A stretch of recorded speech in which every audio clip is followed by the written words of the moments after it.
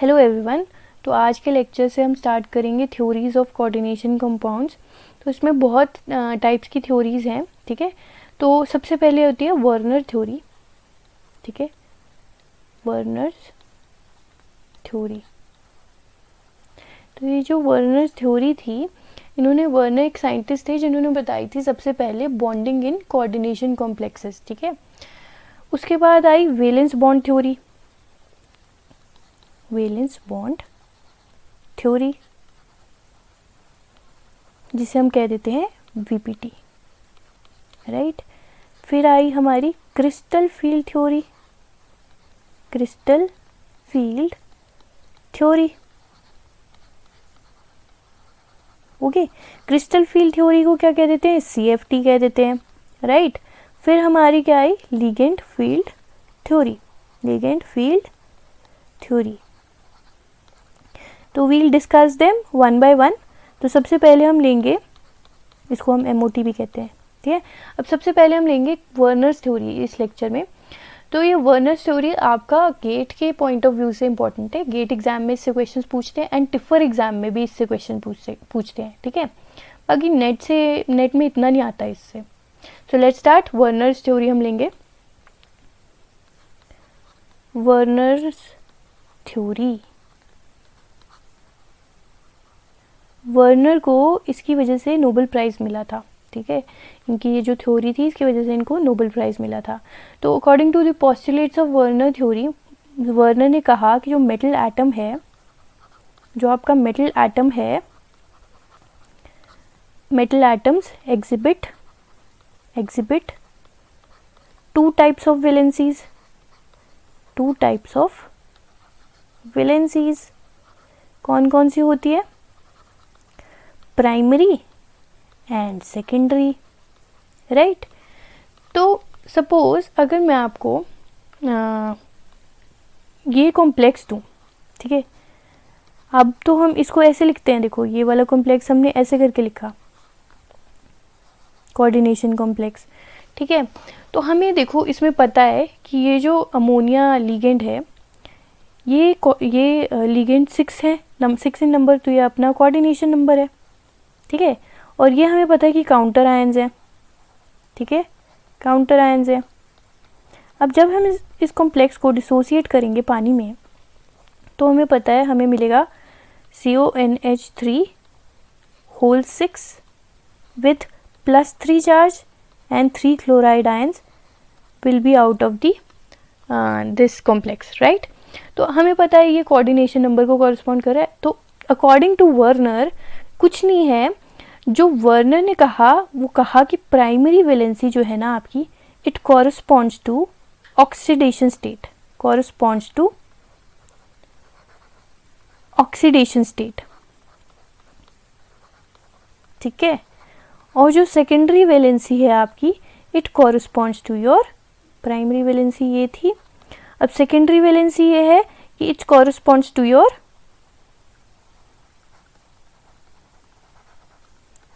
Coordination number, right, ठीक है। तो इसी बेसिस पे अब हम डिस्कस करते हैं वर्नर की theory, postulates of Werner theory. सबसे पहले प्राइमरी वैलेंसी और सेकेंडरी वैलेंसी के कॉलम बना लो, ठीक है। Primary valency and this is your secondary valency, right. देखो primary valency corresponds to your oxidation state and secondary valency corresponds to your coordination number, पूरा नहीं लिखती, CN लिख देते हैं, coordination number. Then your primary valency is satisfied by negative ions, satisfied by negative ions, ठीक है। अपने halogens, अब देखो मैंने पीछे कॉम्प्लेक्स बताया था, उसमें मैंने Cl लिया था, है ना। तो सेटिस्फाई करती है negative ion, satisfied by negative ions, and this is satisfied by either negative ion और your neutral molecule, neutral molecule.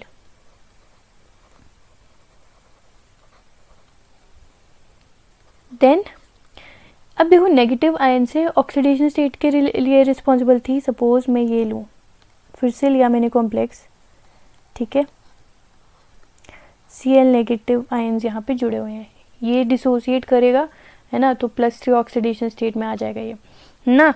तो अब आपको पता है कि जो आयनिक कंपाउंड होते हैं, ठीक है, वो नॉन डायरेक्शनल होते हैं, है ना, नॉन डायरेक्शनल होते हैं और आयनाइजेबल होते हैं, है ना। अब जैसे पानी में डालोगे तो वैसे ही आयनाइजेबल होंगे, है ना। तो इसी बेसिस पे अगर मैं देखूं तो जो प्राइमरी वैलेंसी थी आपकी वो थी आयनाइजेबल, आयनाइजेबल, ठीक है, और ये सेकेंडरी वैलेंसी थी नॉन आयनाइजेबल।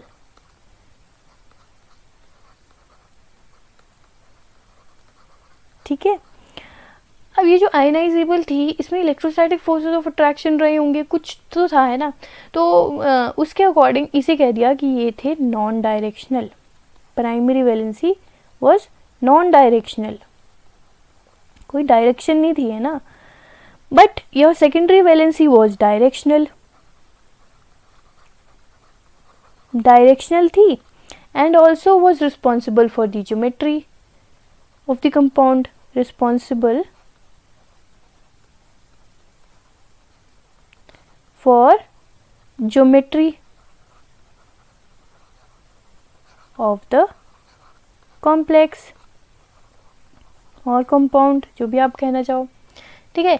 इसी बेसिस पे अब ना हम अगर वर्नर थ्योरी के बेसिस पे एक कॉम्प्लेक्स ले लें। अच्छा, एक और चीज़, ये जो प्राइमरी वैलेंसी है it was represented in the form of dash dash dash dash, right, okay, और ये जो थी it was represented in the form of solid line, ठीक है, वो डैश डैश की लाइन के फॉर्म में और ये सॉलिड लाइन के फॉर्म में सेकेंडरी वैलेंसी रिप्रेजेंट करते थे, ठीक है। तो इसी बेसिस पे अगर मैं इस कॉम्प्लेक्स को लूँ COCl3.6NH3 और अरेंज करूँ तो देखते हैं क्या आता है। मैंने लिया COCl3.6NH3। अब keeping in mind Werner's theory हम इसको बॉन्डिंग में एक्सप्लेन करते हैं। अच्छा, अब देखो 6 अमोनिया मॉलिक्यूल्स हैं, तो हम अगर 6 सॉलिड ये डैश लगा दें तो हमारे पास कुछ ऐसे आएंगे, राइट। तो अब यहाँ पे अमोनिया अगर हम लगा देते हैं 6 अमोनिया लिगेंड्स और मॉलिक्यूल्स, तो ये कुछ ऐसे आएंगे, राइट। अब हमारे पास यहाँ पे 3 क्लोराइड आयंस भी हैं, ठीक है, तो हमने कुछ ऐसे करके सजा दिए, ये कुछ ऐसे करके, ठीक है। तो वर्नर ने इसको ऐसे एक्सप्लेन किया इस कॉम्प्लेक्स को, वैसे ही। अच्छा, अब कोऑर्डिनेशन नंबर 6 थी, तो वर्नर ने बताया कि वो ऑक्टाहेड्रली अरेंज्ड होंगे अराउंड दी सेंट्रल एटम, ठीक है, ऑक्टाहेड्रली अरेंज्ड होंगे अराउंड दी सेंट्रल एटम अगर कोऑर्डिनेशन नंबर 6 है। अगर कोऑर्डिनेशन नंबर 4 है तो जो ज्योमेट्री होगी कंपाउंड की वो या तो स्क्वायर प्लेनर होगी और इट कैन बी टेट्राहेड्रल, ठीक है, और टेट्राहेड्रल, राइट। तो अब ना मैं एक अमोनिया मॉलिक्यूल यहाँ से निकाल लेती हूँ, ठीक है। अब मैं 5 अमोनिया मॉलिक्यूल्स लेती हूँ।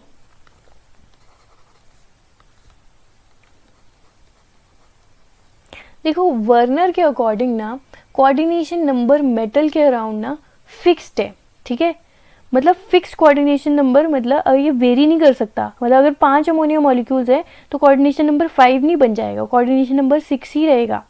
तो देखो कैसे रहेगा, अगर मैं फिर से 6 डैश लगा दूं इसके अराउंड, ठीक है, और यहाँ पर अमोनिया लिख दूं, देखो अब हमारे पास सिर्फ 5 अमोनिया है, राइट, तो हम सिर्फ 5 लिख पाएंगे यहाँ पर, छठा क्या होगा, ये मैंने लिख दिया ऐसे करके। जो सिक्स्थ होगा ना, अब देखो सेकेंडरी वैलेंसी बोलती थी it is satisfied either bye negatively charge ion और योर न्यूट्रल मॉलिक्यूल, ठीक है। तो जो अब आपका एक क्लोराइड आयन होगा वो आपका सेकेंडरी वैलेंसी में भी पार्ट लेगा और प्राइमरी वैलेंसी में भी पार्ट लेगा, उसका डुअल नेचर होगा, ठीक है, ठीक है, डुअल नेचर होगा। और फिर से वैसे लगा देंगे, यहाँ पे एक Cl होगा, यहाँ पे एक Cl होगा, ठीक है। अब इसको जब आयनाइज करेंगे ना, हम देखेंगे कोबाल्ट का ऑक्सीडेशन स्टेट +3 ही रहेगा, ठीक है, या आगे चेक करते हैं, राइट। फिर हमने आगे चले, आगे हमें मिला COCl3.4 अमोनिया, ठीक है। तो यहाँ पे 2 Cl ऐसे अरेंज हो जाएंगे, ठीक है। फिर उसके बाद COCl3.3 अमोनिया, तो अब यहाँ पे 3 Cl ऐसे मतलब डुअल नेचर शो करेंगे, प्राइमरी वैलेंसी का नेचर भी शो करेंगे और सेकेंडरी वैलेंसी का नेचर भी शो करेंगे। समझ आ गया होगा ना अभी तक। तो अब देखो जो इसके अरेंजमेंट थी ना, सपोज अगर मैं इसे मिटा दूँ या फिर यहीं पे शो करती हूँ, यहाँ पे अगर आपको मैं ये कॉम्प्लेक्स लूँ,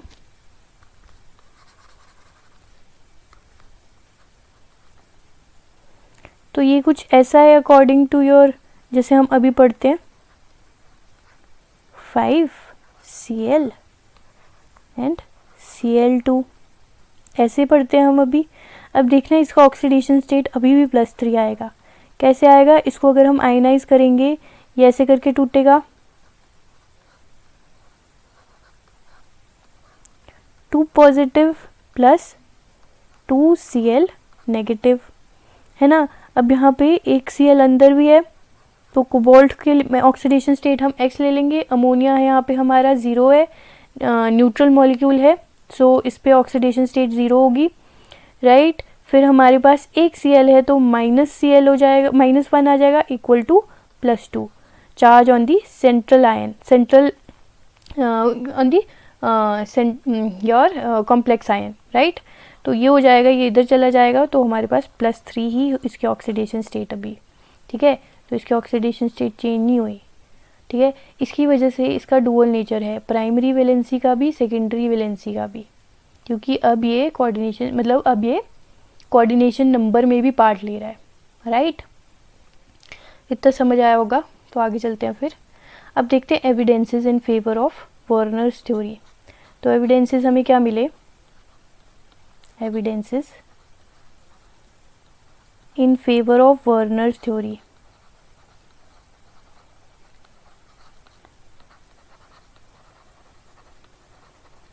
वर्नर्स थ्योरी, तो पहला एविडेंस था, हमने कॉम्प्लेक्स लिया अमोनिया का,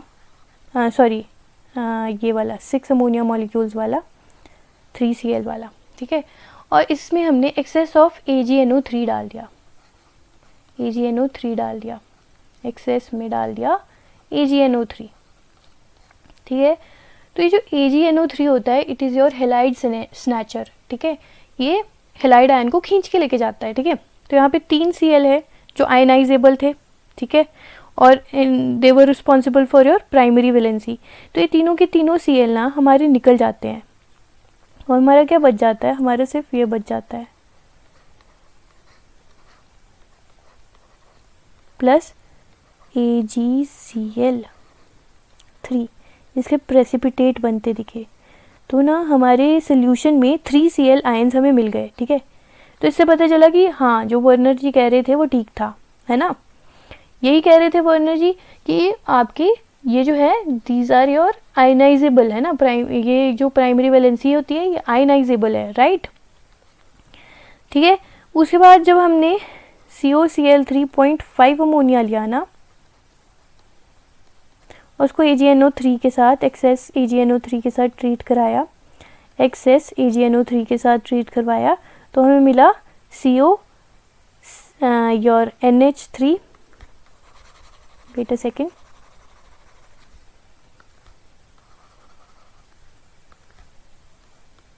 NH3 whole 5 Cl 2 positive plus 2 moles of AgCl plus 2 moles of AgCl के प्रेसिपिटेट, ठीक है।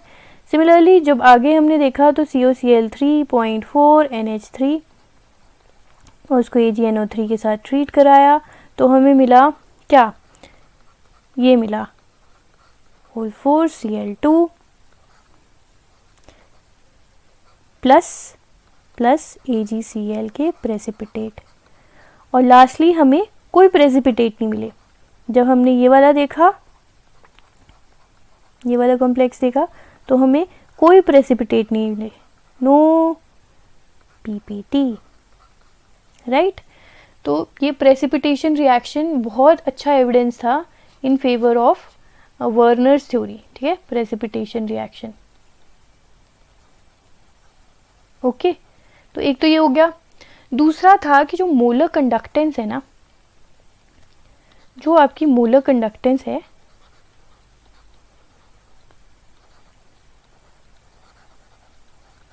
Molar conductance measurements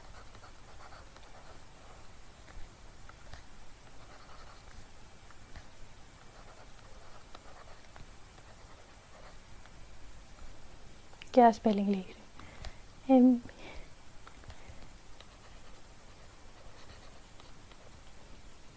molar conductance measurements थी जो आपकी, वो भी क्या थी, वो भी मतलब हमें पता है कि जो मोलर कंडक्टेंस होती है वो कंडक्टेंस होती है थ्रू 1 मोल ऑफ इलेक्ट्रोलाइट, ठीक है। तो जो मोलर कंडक्टेंस है ना, that is directly proportional to your number of ions furnished, directly proportional to your number of ions furnished.